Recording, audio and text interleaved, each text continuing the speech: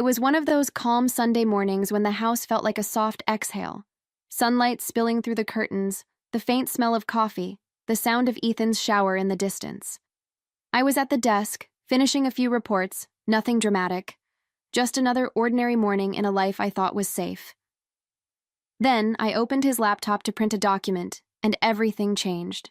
A draft email blinked on the screen, as if it had been waiting for me. The subject line stopped me cold. I promise I'll tell her the truth soon. At first I laughed, a nervous, confused laugh that didn't sound like me. It had to be work-related, I told myself. Maybe a misunderstanding. But the more I read, the quieter the room became. She doesn't suspect anything yet. I just need the right moment. My heart started to hammer in my chest. My palms went cold. Then I saw her name. Clara M. Short. Neat, unfamiliar, but suddenly so heavy with meaning. Every letter of that name felt like a knife carving through the morning calm. My mind raced through every small moment we'd shared. The way he'd kissed me goodbye half asleep, the long silences lately, the tired smiles. Each memory twisted, rewrote itself. I stared at that screen, realizing I wasn't reading an email anymore. I was reading the unraveling of my own life. The truth wasn't whispered or confessed. It was typed, saved, and forgotten. A promise never meant for me, sitting right there in plain sight. The sound of the bathroom door opening snapped me out of my trance. I didn't even have time to close the laptop. Ethan walked in, towel around his neck, humming some tune I suddenly hated. When he saw me sitting there, his smile flickered, just for a second. "Hey," he said casually, rubbing his hair dry. "What are you doing on my computer?" His voice was light, teasing. But there was something underneath it, something sharp. I turned the screen toward him. "I just stumbled on something," I said, trying to keep my tone steady. "Should I be worried about this promise you're making?"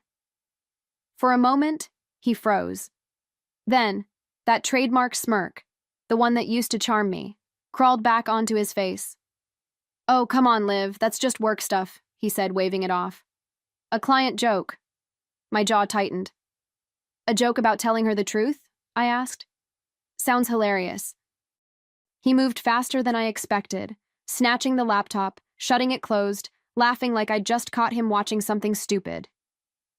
"You're overreacting," he said, his tone firm now, defensive. "I love you, okay?" But his words felt empty, rehearsed. I looked at him, really looked, and saw the flicker of guilt hiding behind his grin. My chest ached, but I didn't let him see it. Because deep down, I already knew the truth. Laughter can't hide a lie that's already been written. After he left the room, pretending nothing had happened, I just sat there, staring at the dark screen like it could still spill the truth. My heart hadn't caught up with my body yet.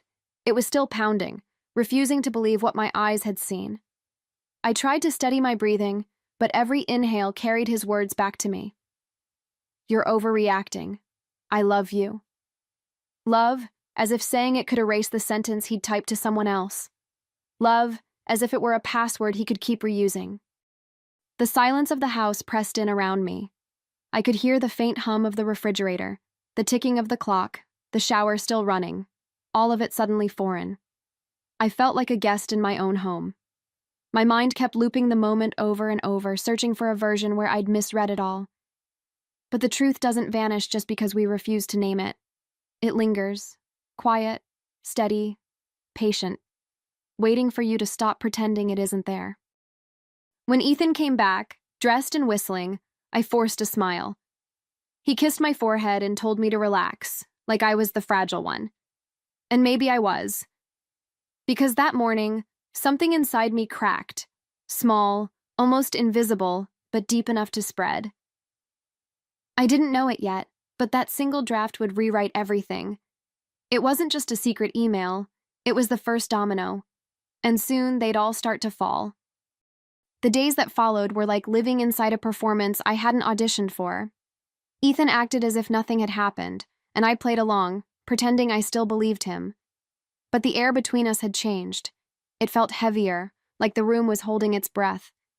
He'd smile while stirring his coffee, but his eyes were elsewhere. His phone buzzed constantly, face down on the counter, always work. I wanted to ask, but the words stuck in my throat. It wasn't fear keeping me silent. It was the need to see what he'd do next. At dinner one night, I finally tried to reach him. "You've been coming home late all week," I said, pushing food around my plate. He didn't even look up. "Deadlines, Olivia. Not everything's about you." The bite in his tone caught me off guard. Not sharp, just tired, like affection was too much effort now. I stared at him for a moment, then said quietly, "It used to be." He rolled his eyes, muttered something under his breath, and left the table. The sound of his footsteps fading down the hall was louder than any argument we could have had. That night, I sat alone in the kitchen, staring at the empty chair across from me. I could still see the dent where he'd been sitting. That's the thing about betrayal. It doesn't always explode. Sometimes it drips, slow and quiet, until everything around you rusts. I realized then that the truth wasn't coming from him. If I wanted answers, I'd have to start looking myself. And deep down, I already knew exactly where to start. The next evening, while Ethan was working late, I sat on the couch with his absence humming around me like background noise. I opened my laptop and typed her name, Clara M. Just 3 letters and 1 initial, but my heart pounded as if I were unlocking a vault. The search results appeared instantly. She worked at his firm. Of course she did. Her profile picture was bright and polished, with that effortless smile people practice in mirrors. And just like that, my stomach twisted. It wasn't just about who she was. It was about what she represented. Everything I wasn't supposed to see. I scrolled through photos of company parties, charity events, office outings. There he was, Ethan, in the background of a few, laughing, relaxed, too relaxed. Every image felt like a piece of a puzzle I never agreed to play. I studied his body language, the way he leaned toward her, the way her hand seemed to hover too close to his. It wasn't definitive proof, not yet, but it was enough to confirm what my gut already screamed. The draft wasn't fiction. It was a timeline.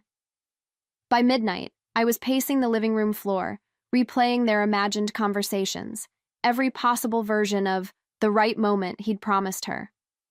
I wasn't angry yet, not fully. What I felt was sharper, quieter, clarity. The kind that strips you bare and leaves no room for denial.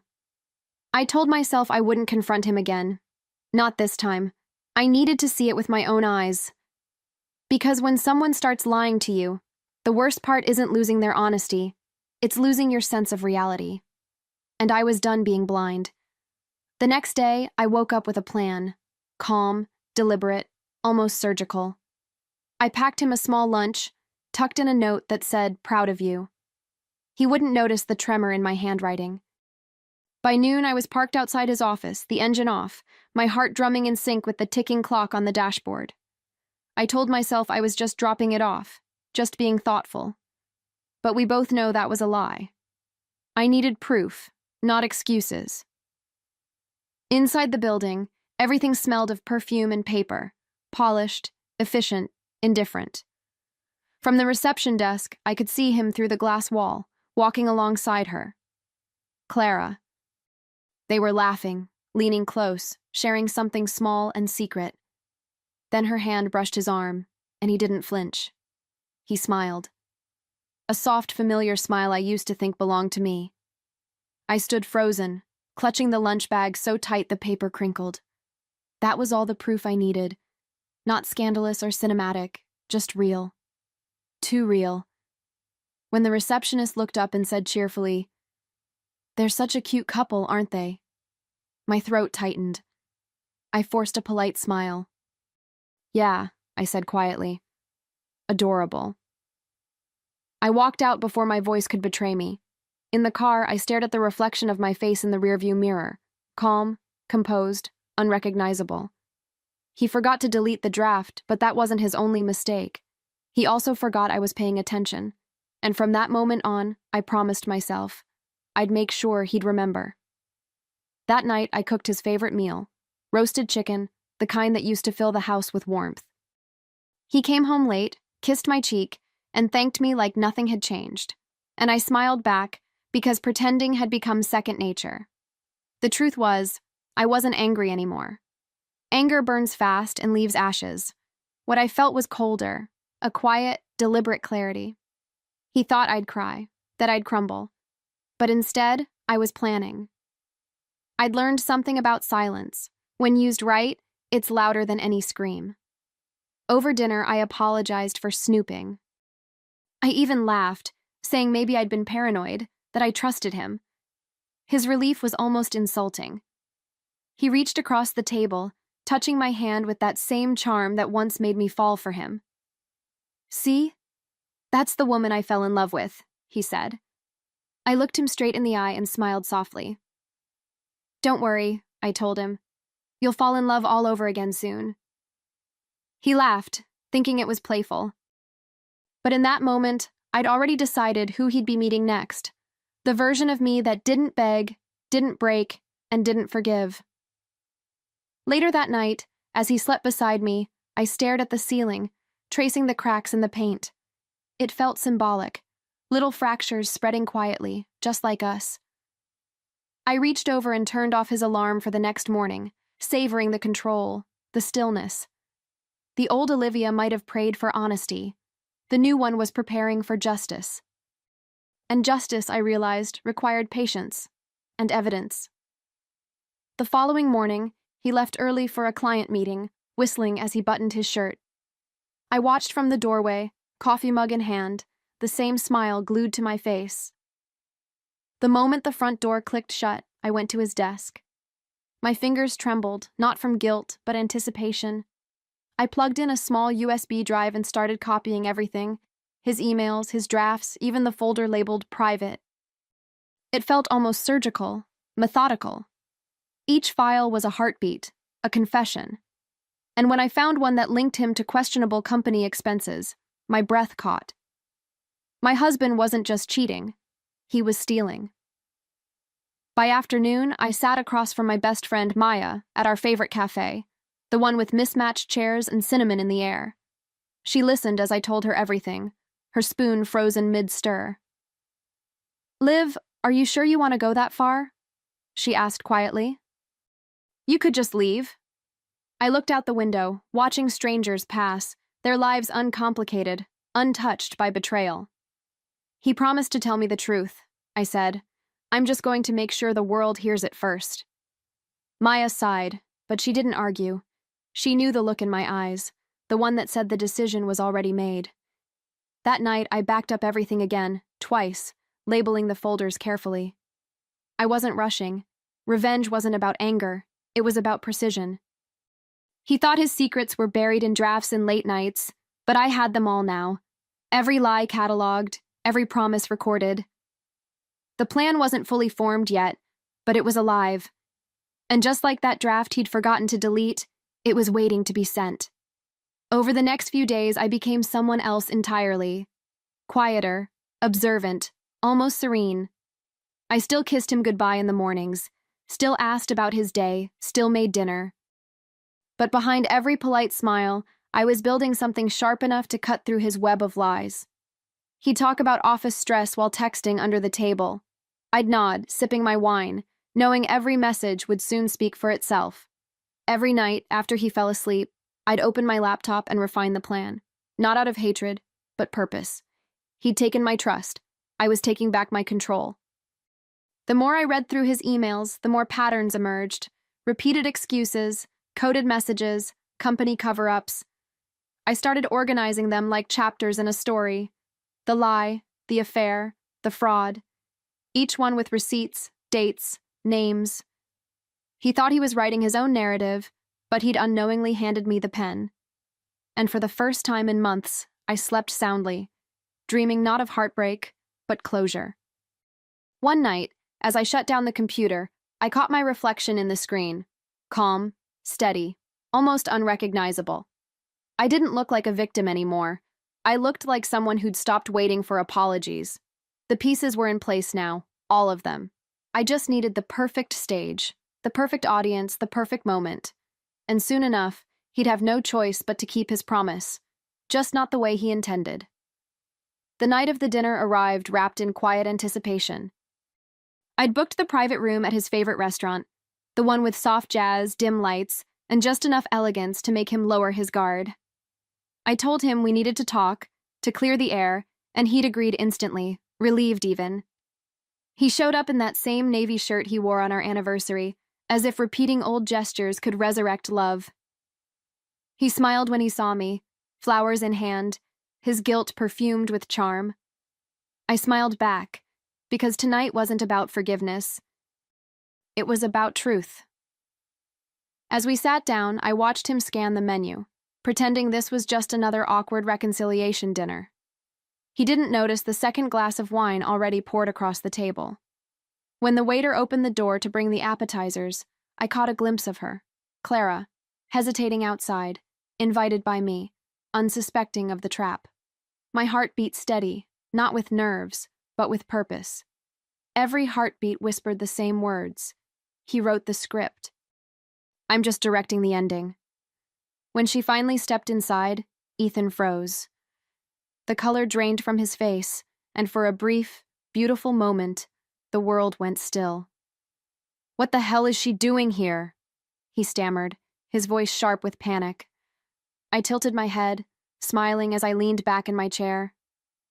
You said you needed the right moment to tell me the truth, I said softly. Well, I thought I'd make it easier for you. Clara stood there, pale, her hands trembling. The show had begun. For a heartbeat, no one moved. The tension was thick enough to taste, that metallic flavor of panic and shame. Ethan's eyes darted between us, his mouth opening and closing like he'd forgotten how to speak. Clara, he muttered, his voice cracking. This isn't what you think. But she cut him off, tears pooling in her eyes. You told me she already knew, she whispered. Her voice trembled, but her words landed like a blade. I sat there, hands folded, calm as a storm about to break. He turned to me, desperate now. Liv, please, this is exactly what it looks like, I said, my tone even, almost gentle. I reached into my bag and placed a neatly stacked pile of papers on the table, printed emails, financial records, proof of everything. You didn't just lie to me, Ethan, I continued. You lied to her, and your company. You've been promising a lot of people the truth, haven't you? His face turned ghost white as he scanned the pages. His world, polished, deceitful, untouchable, was starting to crumble right there under candlelight. Clara looked at him, betrayed, humiliated. You said she was crazy, she whispered. I met her eyes, not with sympathy, but clarity. Oh, he loves that word, I said softly. It's easier than admitting he's a liar. Ethan lunged for the documents, but I pulled them back, sliding them just out of reach. Relax, I told him. I made copies. And for the first time that night, I let him see the steel beneath my calm. He stared at me, his jaw clenched, his pride collapsing faster than his excuses. You don't know what you're doing, he said, voice trembling beneath the anger. I leaned forward, elbows on the table, my gaze locked on his. Oh, I do, I whispered. You made promises you never meant to keep, Ethan. But don't worry. I made sure you'll finally keep one. I pushed the last sheet across the table, a summary of his fraudulent transactions, addressed to his company's compliance department. His name was everywhere. He blinked, realizing too late that his lies had already been sent long before dinner began. Clara backed away, whispering something under her breath, tears streaming down her cheeks. The silence that followed was heavy, unmerciful. Ethan reached for me, but I stood up before his hand could touch mine. You built this mess, I said quietly. I just turned on the light so you could see it. His mouth opened, maybe to apologize, maybe to beg, but I didn't stay long enough to find out. I gathered my bag, smoothed my dress, and walked to the door. My heels echoed like a countdown, each step sealing his fate. Outside, the air felt different. Lighter, colder, cleaner. I took one deep breath, letting the night settle around me. Inside that restaurant, everything he'd built was unraveling, and for once I didn't feel broken by it. I felt awake. For years, I'd been the woman who waited for the truth. Now, I was the one delivering it. And as I walked away, one thought pulsed through me with perfect clarity. This was never about revenge. It was about finally being heard. By the end of the week, his perfect life had started collapsing like a house built on wet paper. News spread quickly, whispers in the office, rumors in their social circles. Clara resigned first, leaving behind an apology I never asked for. Then came the company's internal investigation. Emails, audits, suspended access. Ethan's name was suddenly on every memo, every phone call, every tongue that once praised him. I watched it unfold from a distance, quiet and still, like someone observing a storm from behind glass. I wasn't gloating. I was finally breathing. The calls started next. At first, he begged, voicemails filled with regret, guilt, and anger all tangled together. "You destroyed me," he said once, voice breaking somewhere between fury and disbelief. But the truth was simpler. I hadn't destroyed him. I just stopped protecting him. Every lie he told had been a brick in his own downfall. I simply stepped aside and let gravity do the rest. Funny how justice sometimes looks like silence. One evening, I found him standing at my doorstep, his face pale, eyes hollow. He looked smaller somehow, not physically, but in presence. "Olivia, please," he said. "I lost everything." I met his gaze, steady, unflinching. "No, Ethan," I said softly. "You wrote your own destruction. I just pressed print." His lips parted as if searching for one last excuse, one more promise, but I closed the door before he could find the words. The sound of the latch clicking felt like the end of a prayer I'd stopped believing in long ago.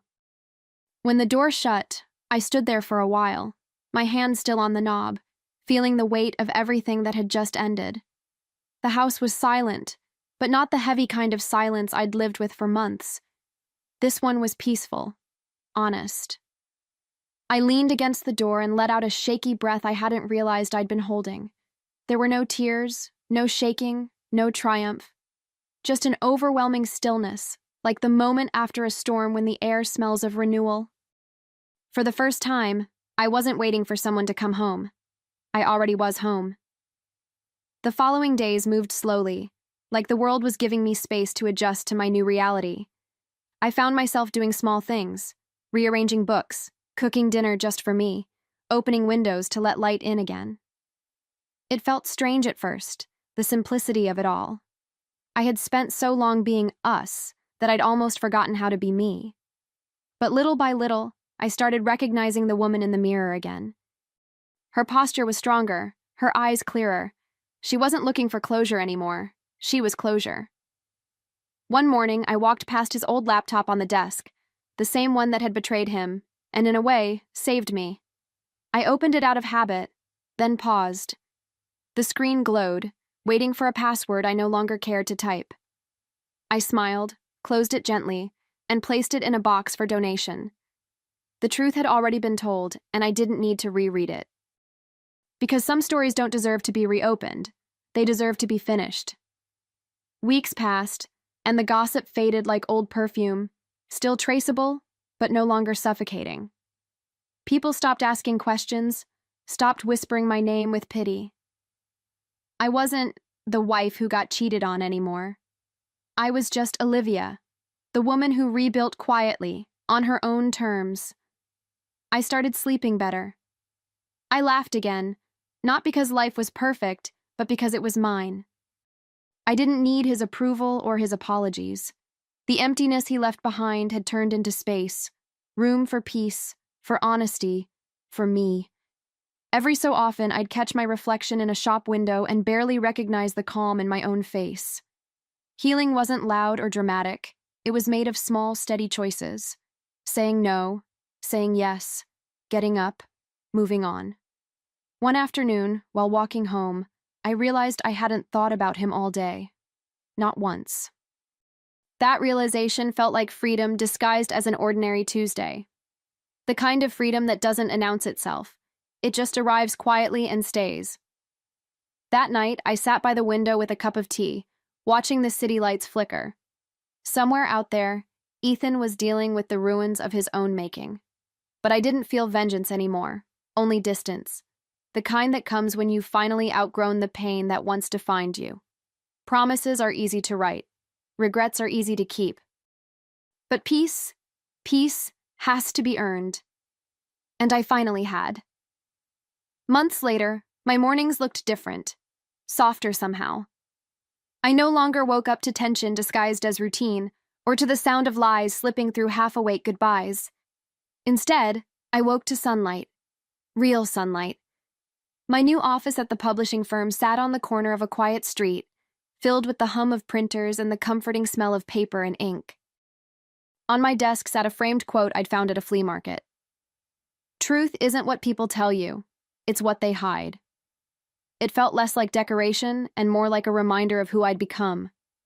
Maya still dropped by every morning with coffee, like a ritual of friendship that had survived the wreckage.